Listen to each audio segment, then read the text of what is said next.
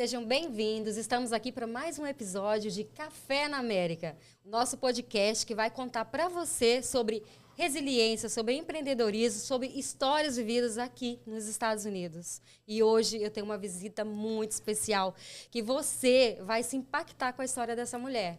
Pequenininha no tamanho, mas enorme na atitude, mulher de coragem, que foi a luta, que buscou. E eu sou testemunha, porque eu vi esse processo. Eu não a conheci agora, depois de tudo transformado. Eu a vi em processo de transformação.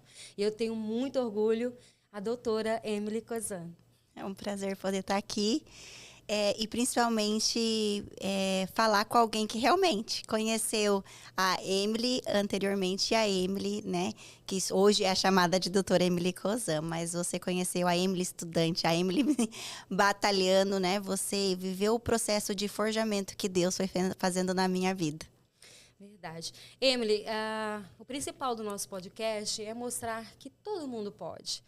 O imigrante que chega aqui, que vem buscar o sonho americano, realizar seus desejos profissionais, pessoais, uma melhora de vida para sua família, que aqui ele pode sim. Vai haver momentos difíceis, momentos que se arrependeu, que acha que tem que voltar para o país, que não fez a escolha certa, mas também tem os momentos de realizações, de vitórias. Esse que hoje você está vivendo, o que não significa que você também não tenha problemas, porque todo mundo tem. Mesmo quando a gente chega aonde chegou, a gente ainda tem que continuar sendo resiliente. Quando foi que você chegou nos Estados Unidos? O que te trouxe aos Estados Unidos? Eu falo que eu estava em busca de me reencontrar, né? Eu fiz direito no Brasil e era muito difícil, né? Principalmente porque eu cresci sem pai e sem mãe. Depois de um tempo, né? Eu já morava sozinha desde os 16 anos de idade. Então, eu queria buscar algo novo. Porque vivendo em cidade pequena, eu sempre era a pessoa, né, que... Como que eu vou explicar? Não era aquela pessoa que as pessoas diziam que ia dar muita coisa, que tem um futuro. Porque é sempre o filho do médico, o filho do advogado, né? E eu, por embora fiz a faculdade de Direito, nem tão pouco meu pai ou minha mãe era advogado ou juiz. Então, por viver em cidade pequena, que é 10 mil, 20 mil habitantes, você meio que já é designado a ser algo. Então, eu queria ir para um lugar que eu pudesse me reinventar, que as pessoas fossem me valorizar por quem eu era e não por quem eu era filha. Não por uma bagagem. Exato, exato. E aí foi a oportunidade que eu vim pra cá, tinha pessoas da minha cidade, aqui nos Estados Unidos, e eu falei, eu vou 6 meses, porque aí eles me venderam o sonho americano, né, com certeza. Não, 6 meses você fica rica. Exatamente. 6 meses você vai trabalhar na Macy's, vai ganhar $18 a hora, e lá você já vai voltar, vai comprar um carro, e naquela época meu sonho era prestar concurso, né? Então, dessa forma eu pensei, bom, então eu junto um dinheiro, volto e vou poder só estudar. Mas aí você chega aqui e vê que a realidade é totalmente diferente. Que esse tão famoso sonho americano não existe vindo de lá. Mas se você quiser ter foco, você faz ele. Verdade. E o que você encontrou? Qual foi o seu primeiro emprego? McDonald's. E que ninguém escute com um social que não era meu. Não pode confessar crime. Tô brincando, gente. Só quis dizer que eram uns números que nem existiam, mas não era de ninguém. E você é inocente, você nem sabe disso. Verdade. Você chega aqui, as pessoas simplesmente vão te dando. Você usa isso, você usa aquilo aqui. Você nem sabia, eu tava trabalhando no McDonald's, nem sabia como que eu trabalhava lá. Depois a gente descobre, mas peraí, tem que ter permissão de trabalho pra você trabalhar no McDonald's, tem que ter isso, tem que ter aquilo. Então até hoje, né, eu tava brincando, mas até hoje eu não sei como que eu trabalhei no McDonald's. Simplesmente conheci umas pessoas e falou, você começa amanhã. Né? E aí eu trabalhei lá sem falar inglês, ganhando na época $7 a hora. E era uma época de frio, né? Inverno, em Cape Cod. E foi bem difícil, porque a adaptação, longe da família. E aí eu falei, mas espera aí, pra essa minha amiga, né, que falou pra mim vir, quando é que eu vou trabalhar nessa tal Macy's? Pra ganhar os $18 a hora, né? E esse tal Macy's, $18 a hora, não chegou, né? Então foi quando eu decidi mudar. Aí fui conhecendo outras pessoas, fui fazendo um networking, como eu falo, na verdade, mais que é conexão. E foi quando eu mudei para a ilha de Nantucket. Chegando lá, aí eu fui viver a minha realidade, que acho que todo imigrante chega aqui e vive. Fui trabalhar na limpeza, Né? Trabalho pesado. Trabalho pesado. E aí, da limpeza, fui trabalhar na pintura, né? Daí eu fui trabalhar pintando casas. Quando eu conheci essa mulher, ela me disse que trabalhava na pintura, eu não acreditei. Eu falei, gente, que história, né? E depois dessa pintura, qual foi a virada de chave que você falou, não, eu vou agora realmente em busca do meu sonho? Porque quando a gente chega aqui, a gente vem com esses sonhos, vê que não é fácil, mas a gente continua sonhando e tenta buscar. Só que algumas fases da nossa vida, a gente meio que se cansa ou então fica mais paralisado, os passos são mais lentos. E muitos deixam até de realizar o que veio buscar. Sim. Como que foi essa virada de chave? O que você fez para não perder esse foco? Olha, eu acho que foi 8,80. Porque, na verdade, eu tive um impacto na minha vida, assim, muito grande. Uma queda, uma hora que eu tava bem down. Pra daí descer down e bem up. O que eu quero dizer com isso? Eu lembro como se fosse hoje. Porque uma coisa que eu nunca me permiti foi ficar ilegal nesse país, né? Falei, não, eu estudei direito no Brasil, eu sei que é certo, que é errado, eu não vou. Né? Não importa se eu tenho que ficar com $0, né? E só para pagar aluguel, mas eu não vou ficar ilegal. Então, morava na ilha, não tinha escola de inglês, e eu ia trabalhava 100 horas, a 98 horas por semana, para poder ter o dinheiro exato, porque a escola era cara, para poder pegar o avião ou a Bolt, para poder ir para Boston, manter o meu status de estudante. E aí eu lembro como se fosse hoje, após já estava 1 ano e meio fazendo isso todo fim de semana. Então, ou seja, eu estudava sábado e domingo e trabalhava na pintura das 6 da manhã de segunda a sexta até 1 hora da manhã. E às vezes até mais. E aí foi quando eu não tinha onde dormir, o dinheiro estava acabando. E aí uma pessoa da escola falou, não, você pode dormir em casa e tal. Era eu e uma amiga minha, uma colombiana, que a gente ia junto, fazia a mesma trajetória. E aí só tinha um sofá. E esse sofá só tinha um pedaço, assim, né?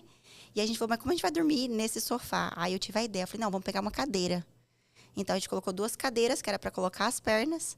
E a gente podia colocar o corpo, as costas, pelo menos, para dormir no sofá. E aquilo, assim, chorando, eu falei, gente, Deus, isso não pode ser meu fim.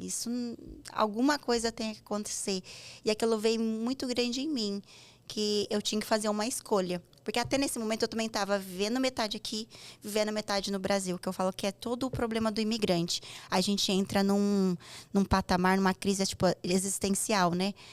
Aonde eu pertenço, que é a crise do pertencimento. E eu estava exatamente nesse momento vivendo isso.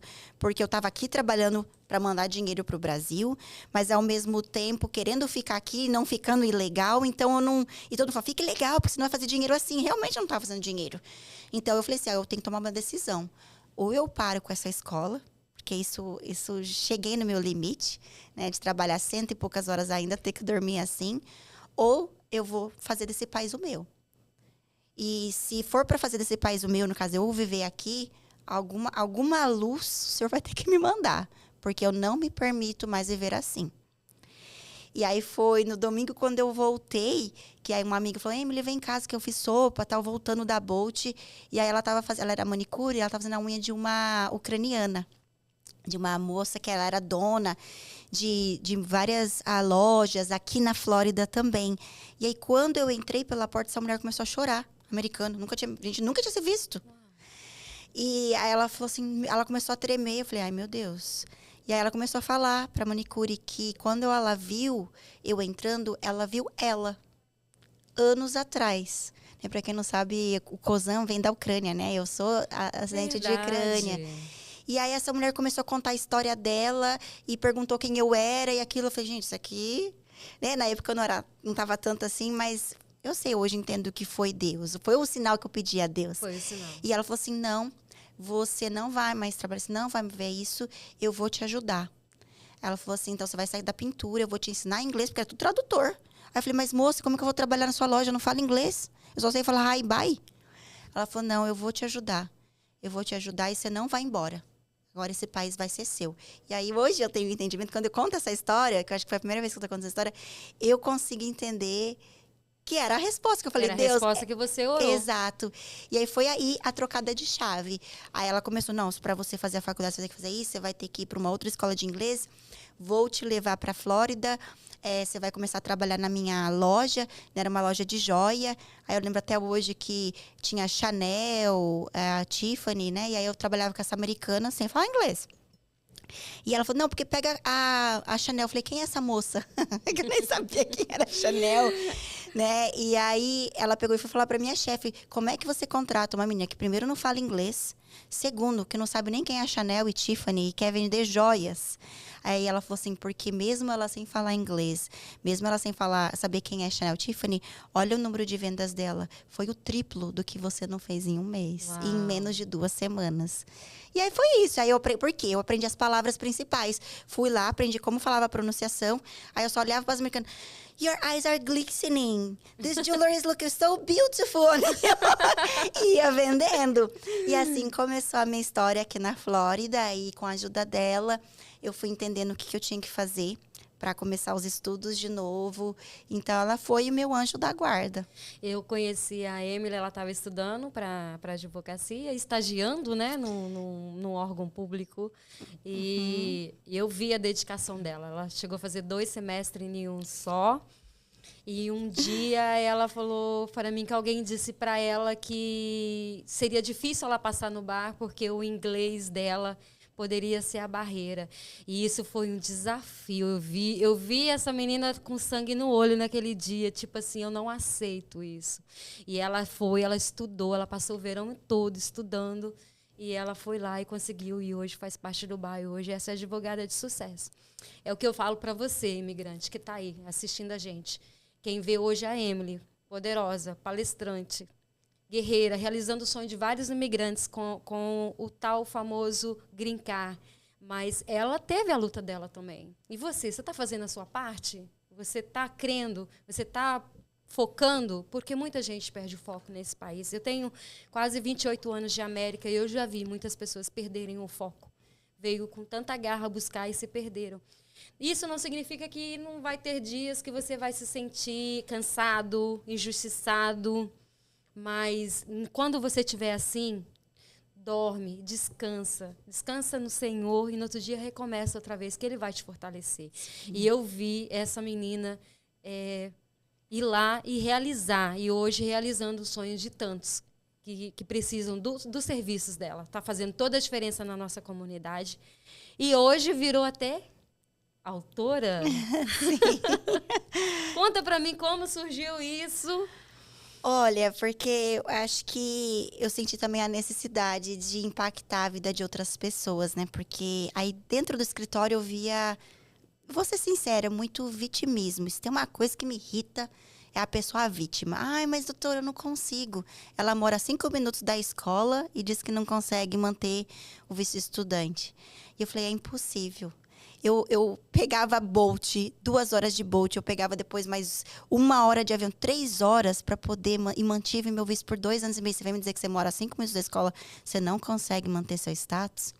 Então eu falei assim, não, acho que eu preciso contar um pouquinho da minha história para, se não é para impactar, meio que para dar né? Em algumas pessoas que não entendem realmente o que algumas pessoas têm que passar aqui para poder manter o visto. Então, foi quando eu escrevi, né? Eu entrei para a plataforma do Nésio Monteiro, do Pablo Marçal. E, assim, um dia, conversando com o Nésio, você já pensou em escrever seu livro? Eu falei, meu livro? Sua história é linda. Você tem que contar, você tem que transbordar, você tem que abençoar outras vidas. Foi quando eu lancei o primeiro livro, que é De Pintora a Advogada, O Sonho Americano que Ninguém Nunca Te Contou. Que é realmente quando eu conto essa trajetória. E aí, depois, eu me tornei coautora do livro, né, Negócios sobre Saltos, que conta também histórias de mulheres incríveis, empresárias, e como elas lidam, né, com o dia a dia e a dificuldade de ser mulher, mas também ser empresária, além de tudo ser mãe e imigrante. E o da Ágata também, né, que é As Gatas que Agem, que é a história de imigrantes também que chegaram aqui e superaram. Então, é os livros. E mais um, de repente, está surgindo por aí. Olha as novidades. Hoje, Emily, você olhando toda essa trajetória sua, porque às vezes a gente não se vê do tamanho que a gente realmente é, né? A gente faz as coisas tão naturalmente que a gente não percebe, enquanto outras pessoas enxergam a gente como uma Mulher Maravilha, né? O que hoje, essa Emily, hoje, no estágio que você está, diria para aquela Emily que chegou trabalhando no McDonald's? Que vai ficar tudo bem. E que ela não precisa provar nada para ninguém, e ela não precisa ter esse problema de autoimagem, porque a nossa imagem mais amada é pelo Criador. Então, você não precisa autoprovar o seu valor para ninguém. Porque o valor maior que você tem é a sua vida, que foi Deus que deu. Que lindo. Emily, quando eu cheguei aqui há 28 anos atrás, a gente não via falar de visto de estudante, visto de trabalho, visto O, visto... todas as letras do alfabeto que existem. E hoje eu vejo que isso se tornou muito mais fácil. Hoje as pessoas conseguem já sair do Brasil de uma forma legalizada para esse país. Hoje, qual o conselho para essas pessoas que estão lá no Brasil, que têm interesse de vir para cá? O que você diria para elas? Eu acho que se resume numa frase: planejamento. Porque embora temos milhões de opções, todos os dias, né, eu sou advogada de defesa de deportação também. Então, todos os dias você vê pessoas ainda vindo pela fronteira, ou pessoas vindo com visto de turista, sendo que podia já vir com o visto correto e ficando fora de status, ou fazendo aplicações incorretas. E tudo isso se resume porque não se planejou. É o que eu volto no assunto a famosa venda do sonho americano, né? Então, a realidade é diferente. Você tem que se planejar financeiramente. Você tem que se planejar, se cobrir com pessoas profissionais em cada área. Então, não faça com o amigo o seu imposto de renda. Procure um contador, procure um bookkeeping, procure um CPA. Não faça seu processo, qual seja ele, com pessoas que não têm licença, consultores. Faça com um advogado, né? Não faça sua drenagem linfática, sua massagem com pessoas que não têm estudo, né? Porque às vezes você tem doenças que não são vistas, né? E às vezes você pode piorar se você faz alguns tipos de procedimentos que não é recomendado para você. Lembro até hoje que antes de eu vir, né, ser cuidada pelas suas mãos, eu já sabia que eu tinha o lipedema e eu tinha o costume de fazer aquela lipocavitação, né? E aí a gente descobriu por quê? Porque eu fui atendida por uma pessoa de conhecimento que aquilo estava inflamando mais ainda o meu corpo do que supostamente me dando a barriguinha do verão. Verdade, é muito importante você realmente procurar um profissional que está se capacitando para aquilo, que está se atualizando, né? Principalmente se atualizando. Lipedema era um assunto que ninguém sabia. Hoje, o número de pessoas diagnosticadas aumentou muito, mas mesmo assim, a maioria das mulheres não foram para uma avaliação, para um exame, para saber se tem. Então, muita gente não sabe que tem. E existe tratamento para poder se sentir melhor, né? E é muito, muito importante essa fala sua aqui. E diante hoje do que a gente vem passando, que é a sua área, que está bastante... tá em revolução, né? Sim. Muita gente na incerteza do que está acontecendo, de deportações estão acontecendo, independente de parte direita ou esquerda. Eu queria saber... qual a sua indicação, qual o seu conselho para esses imigrantes que já estão ilegais? Primeiramente, procure andar na linha, como dizia o meu pai, né? Porque você já sabe que você está errado aqui. Então, quanto menos você chamar atenção, melhor. Mas eu tenho 4 dicas que eu estou dizendo para todos os meus clientes, que é fundamental. Primeiramente, você não é obrigada, tá? Se a polícia te para, você não é obrigada a entregar nenhum tipo de documento imigratório. Então, só apresente um ID do país, né? Com certeza isso vai ser necessário você apresentar. Caso você não tiver nem isso e você for preso, exerça, porque sim, você tem direito ao 5º Amendment, que é o direito ao silêncio, tá? Diga que você não vai abrir a boca, você não vai se manifestar. Terceiro, exerça o seu Sixth Amendment, que é que você tem direito a um advogado. O governo não vai pagar para você, mas você tem sim o direito a ter o seu advogado próprio, tá? E quarto, sempre carregue a cópia de dos seus documentos com você, recibos de aplicação e um papel com o número tanto do seu advogado quanto da sua família, né? Isso é muito importante em caso que isso ocorra. Para essas famílias que tiveram filhos americanos, eu ouvi dizer que tem uma procuração para que alguém se torne responsável para essas crianças americanas que os pais estão ilegais. Você confirma isso? Confirmo, sim, é o guardianship. Não é nem só para as crianças americanas, é para qualquer criança. Por exemplo, se algo acontece, você pode designar uma pessoa, porque pode ser que o seu filho está na escola e você é detido. Não automaticamente eles vão lá buscar o seu filho na escola e deter ele também.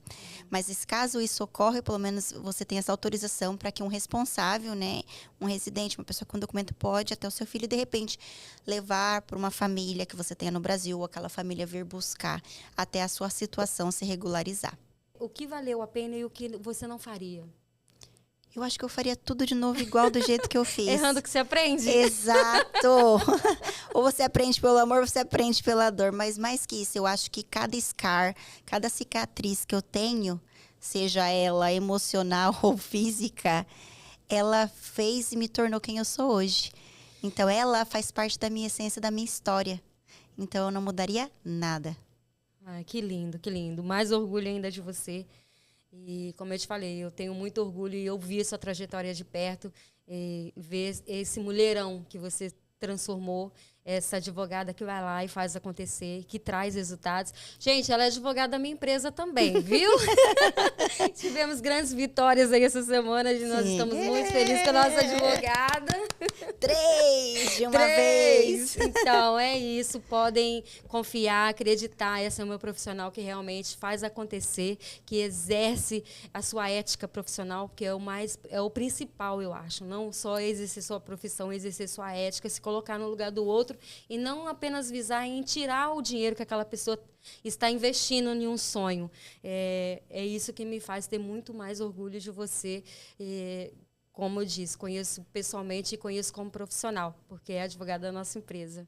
Muito obrigado. Obrigada, eu. E você que está aí assistindo nosso canal, curte aqui, dá o like, segue nossas plataformas, segue da doutora Emily Cozan. E ela, qualquer pergunta que vocês queiram, deixa aqui que ela entrará em contato. Estamos aqui para ajudar a nossa comunidade. Ela escreveu a história dela, você também pode escrever a sua. Isso mesmo.